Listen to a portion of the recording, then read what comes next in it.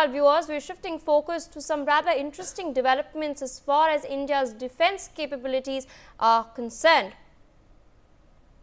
The Defence Research and Development Organization has successfully conducted field evaluation trials of the Nag Mark II. Now, this is an indigenously developed third-generation fire and forget anti-tank guided missile. The trials were conducted at the Pokhran Field Range in Rajasthan, where the missile showcased exceptional precision and reliability, destroying all designated targets at both maximum and minimum range limits. And viewers, the visuals on your screens, they speak for themselves. Now, what's special about the Nag Mark II missile is that it is a third generation anti-tank missile that is specifically designed to neutralize modern armored threats. That means that its fire and forget technology enables operators to lock onto targets before launch, ensuring precision strikes even in complex battlefield scenarios. In fact, it is capable of neutralizing modern armored vehicles equipped with explosive reactive armor as well. Defence Minister Rajnath Singh has hailed the successful trials, emphasizing that it reaffirms India's commitment to achieving self-reliance in defence manufacturing. Now, the Nag Mark II will undoubtedly be a vital addition to India's defence arsenal, addressing critical operational needs in anti-tank warfare. Its induction is in fact expected to enhance the Indian Army's ability to counter evolving armor threats, especially along the northern border. But that's not all. It is, as the Raksha Mantri pointed out, a key element in India's progress for achieving defence Atmanirbharta, and its induction will help reduce the dependence on imported defence systems. Joining us on the broadcast today is Major General A.K. Sivach. Sir, good morning and thank you so much for joining us on NewsX. This is a very crucial development, and I've spoken in particular that its induction will help India combat our enemies on the borders, especially hostile countries along the northern borders, whether it is China or Pakistan. And speaking of China in particular, it has one of the largest fleets of armored fighting vehicles in the world. It is only second to the United States of America. In fact, it is estimated that China has about 5,000 military tanks. So this new third generation anti-tank missile, the Nag Mark II successful trials, do you think it is testament to India's indigenous development capabilities, and how do you think it will help us counter hostilities along the northern border? See, as far as this weapon system is concerned, Nag Mark II, which is basically mounted on Namika, which is a version of BMP-2, which we have taken from the US, the Sarad. But one thing is very clear as far as this weapon is concerned. This is a force multiplier and game changer. And this shows that Atmanirbhar Bharat is going on a very fast track.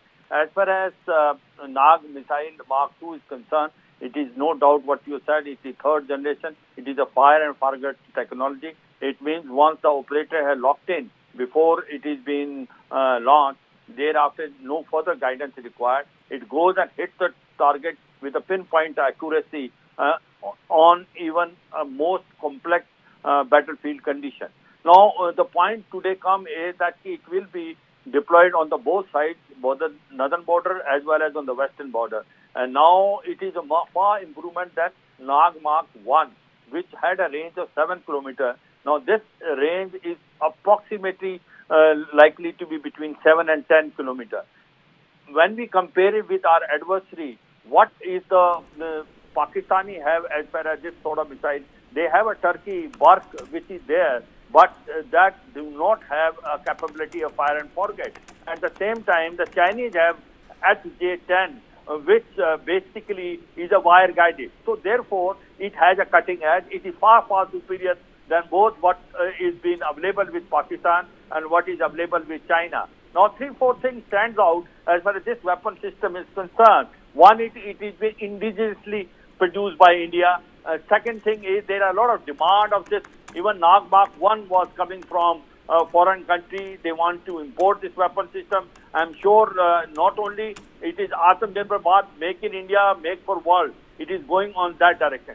Another very important thing is it is a very potent weapon. It is a weapon which will be a game changer both on the western and northern border because its accuracy is so good. It can hit even on an explosive radioactive armor, which is a far improved version of Shubham armor. So the best of the tanks can be knocked off by that.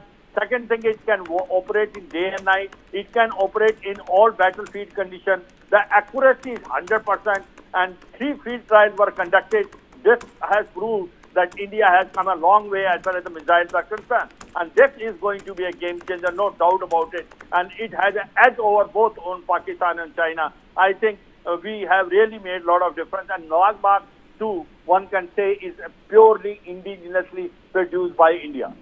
Indeed, sir, and I'd like to ask a quick follow-up to something that you mentioned. It's touted to be a game changer, but not only on the ground, it's also touted to help reduce dependence on imported systems. You've stated that India is looking to not just make in India, but also make for the world. We've seen a prime example earlier as far as the BrahMos missile system is concerned that has been exported to the Philippines. In the near future, after induction in the Indian Army, can we also expect something like this to happen with the Nag Mark 2?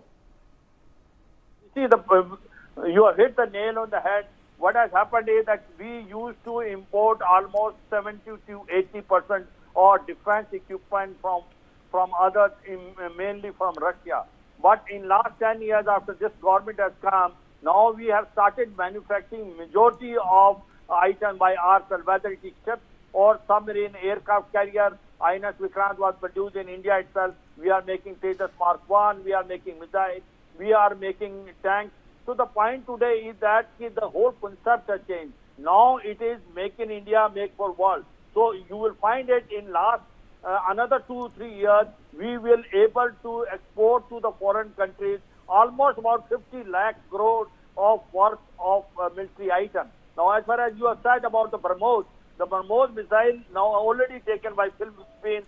Now this is likely to be taken by Indonesia also. The Indonesia president is also coming as a guest for the Republic Day. So it shows, the point is today our weapon system is in demand in the world because they are reliable.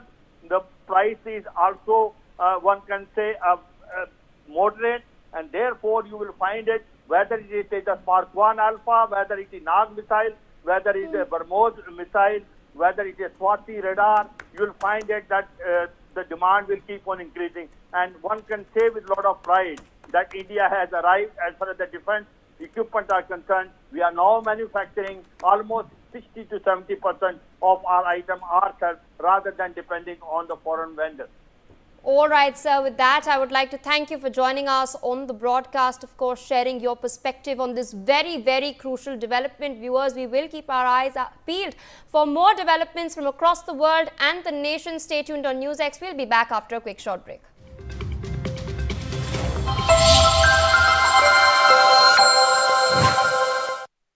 कल करे सो आज का retirement